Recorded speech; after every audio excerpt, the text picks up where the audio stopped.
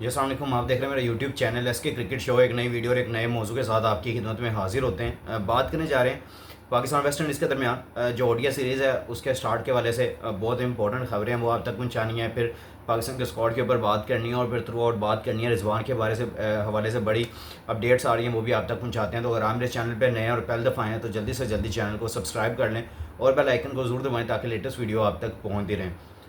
सबसे पहले मैं अब बात करना चाहूँगा पाकिस्तान की टीम जो कि अब ट्रैवल कर चुकी है थ्रू आउट यूएसए से, फ्लोरिडा से अब ट्रिनिडेड पहुँच चुकी है। वहाँ पे उन्होंने थ्रू आउट तीन टी ट्वेंटी आइज़ यूएसए में खेले और उसके बाद थ्रू आउट हमने आगे मूव फॉरवर्ड करना है ट्रिनिडेड में, जहाँ पे हमने 3 ओडीआई मैचेस खेले जिसमें पाकिस्तान की टीम जो है वो रिजवान साहब की क़यादत में ट्रिनिडेड पहुंची है। और वहाँ पे थ्रू आउट पाकिस्तान के बड़े नाम भी शामिल हैं जिनमें बाबर आजम भी शामिल हैं, नसीम शाह भी वापस आ गए हैं और बाकी जो कुछ टी20 के प्लेयर्स थे उनको ही रिटेन किया गया था और थ्रू आउट एक स्क्वाड बनाया गया था। अब मेरे सामने जो है वो स्क्वाड भी है, मैं एक दफ़ा वो भी आपको पढ़ के सुनाता हूँ ताकि आप लोग को अंदाज़ा हो जाए, क्योंकि थोड़ी टाइम हो गया वीडियो किए हुए तो आपको ये भी हो सकता है कि स्क्वाड भूल गया हो, तो मैं आपको एक दफ़ा फिर पढ़ के सुना देता हूँ। ओडीएस में देखें तो मोहम्मद रिजवान कैप्टन होंगे, सलमान अली आ गए हैं, अब्दुल्ला शफीक है, इब्रार अहमद है, बाबर आजम है, फ़हीम अशरफ हैं, फ़खर जमान जो है वो बाहर हो चुके हैं इस सीरीज़ से। फिर उसके बाद हसन अली हैं, हसन नवाज़ हैं, हुसैन तलत है, मोहम्मद हारिस है, मोहम्मद नवाज़ है, नसीम शाह हैं, सैम अयूब है, शहीन शाह अफरीदी हैं और सुफियान मुकीम है। बाकी जो आपके जो प्लेयर्स थे जिसमें आपके साहिबजादा फरहान वगैरह, फिर उसके बाद आपके जो ये हैं खुशदिल शाह, ये बाकी जो आपके प्लेयर्स जो हैं वो हारिस रो वगैरह जो कि इस स्क्वाड का हिस्सा नहीं है, ये फ्लोरिडा से वापस पाकिस्तान के लिए ट्रैवल कर गए हैं।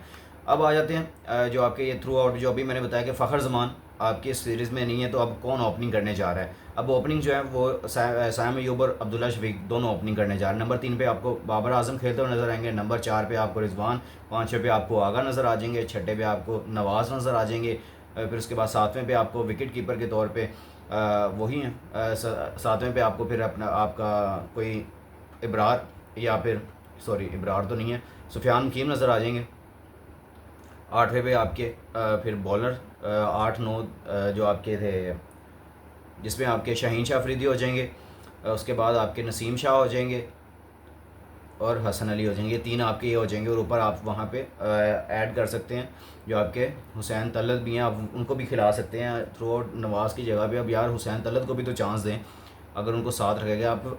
मेन चीज़ ये हसन नवाज़ भी इस टीम में शामिल है। अब तो हसन नवाज़ को कहाँ पे जगह मिलेगी, हसन नवाज़ कहाँ पे खेलेंगे, किसकी रिप्लेसमेंट में खेलेंगे या फिर सिर्फ उनको बिठा के सीरीज़ गुजारी जाएगी, अब ये भी बड़ी बात है। क्योंकि उस हसन नवाज़ जो हैं वो टी20 के मुझे तो लगता है स्पेशलिस्ट हैं और अगर ओडीएस में उनको शामिल किया गया तो अब वो ओडीएस में किस तरह की परफॉर्मेंसेस देते हैं ये भी सबसे बड़ा सवाल रहेगा। जब हम उनकी परफॉर्मेंसेस देखेंगे, उनका मैच अवेयरनेस देखेंगे कि ओडीएस को किस तरह लेके चलते हैं, तो उसके ऊपर हम बाद में भी बात कर सकते हैं। लेकिन मुझे लगता है कि वो टी20 स्पेशलिस्ट है तो उनको टी20 में रखना चाहिए, ना कि आप यहाँ पे उनको अंदर लेके आके हसन नवाज़ को आप ज़बरदस्ती का ओडीआई का प्लेयर बनाएं। कुछ आपके देख लें इंडियंस जो हैं वो उन्होंने अपनी टी20 की टीम अलहदा कर ली है, ओडीआई की अलहदा कर ली है और टेस्ट की अलहदा कर ली है। कुछ प्लेयर्स ऐसे हैं जो तीनों फॉर्मेट्स खेलते हैं, अदरवाइज़ प्रॉपर बाकी टीम सारी उनके अलहदा-अलहदा है। मैं भी यही चाहता हूँ कि आप लोग अपनी टीम को अलहदा-अलहदा बनाएँ और आपके जो प्लेयर्स जो टी20 के स्पेशलिस्ट हैं उनको आप टी20s दें और जो आपके ओडीएस के स्पेशलिस्ट हैं आप उनको ओडीआई दें और उसके अलावा थ्रू आउट जो टेस्ट के स्पेशलिस्ट हैं उनको टेस्ट भी खिलाएँ। अच्छा, उसके बाद आ जाते हैं जो मेन ख़बर ये है कि भाई आपकी जो ट्रिनिडेड पहुँच चुकी है और थ्रू आउट आज के दिन पाकिस्तान की टीम आराम करेगी और कल से अपने प्रैक्टिस सेशन का आगाज़ करेगी और फिर वहाँ पे अपना पहला ट्रेनिंग सेशन कंप्लीट करेगी और उसके बाद थ्रू आउट पाकिस्तान की टीम जो है वो 8 तारीख को मद्दे मुकाबिल होगी वेस्ट इंडीज़ के। अब जो टाइम शेड्यूल है वो बड़ा ऐसा है कि आप लोग भी सोचेंगे कि यार अब क्या करना है। अब पहले हम सुबह 5 बजे उठ के मैच टी20 खेल देख रहे थे, अब जो ये आपका मैच स्टार्ट होना है ये रात को 11 बजे स्टार्ट होना है और इसको देखते 50 ओवर का मैच है, ये सुबह के हमारे 5-6 बज जाने देखते देखते, यानी कि नमाज़ फजर की पढ़ो उसके बाद भी मुझे लगता है मैच स्टार्ट हो उसके बाद यानी कि एंडिंग पे होगा, लेकिन फिर भी चलता होगा उस टाइम भी मैच जो आपका है। ब्रायन लारा क्रिकेट स्टेडियम से आपको ये लाइव मिलेगा लेकिन रात के 11 बजे। उसके बाद जो दूसरा है उसकी खैर है वो 10 अगस्त को है, वो शाम को 6:30 बजे स्टार्ट होगा, फिर इसको ख़त्म होते रात को 1-2 फिर बज जाएंगे। तो इस हवाले से जो फैंस होंगे ना मेरी तरह जो दीवाने हैं क्रिकेट के, वो रात को जागेंगे, जो सुबह होंगे सुबह को देखेंगे, जो सुबह अर्ली मॉर्निंग होंगे वो हम तब भी देखेंगे, लेकिन हमने मैच ज़रूर देखना है, ये हमारे लिए सबसे इंपॉर्टेंट है। साथ साथ काम करेंगे और साथ साथ हम मैच भी देखेंगे। अब थ्रू आउट इसके ऊपर मैं आपको अपडेट करता रहूँगा। उसके बाद आ जाते हैं ज़रा रिजवान के हवाले से। बड़ी अपडेट है जो मैंने आपको शुरू में ही बताया कि रिजवान के हवाले से मेरे पास अपडेट ये है कि रिजवान साहब को पीसीबी ने फुल श्योरिटी करवा दी है, क्योंकि आपको पता है मोहसिन नकवी साहब भी उनके साथ साथ घूम रहे हैं और उनके साथ साथ ट्रैवल कर रहे हैं, पाकिस्तान टीम के साथ ही हैं। तो उन्होंने उनके जो रिजवान है उनको बता दिया क्लियरली तौर पे कि भाई हम आपको टेस्ट की कप्तानी भी दे रहे हैं।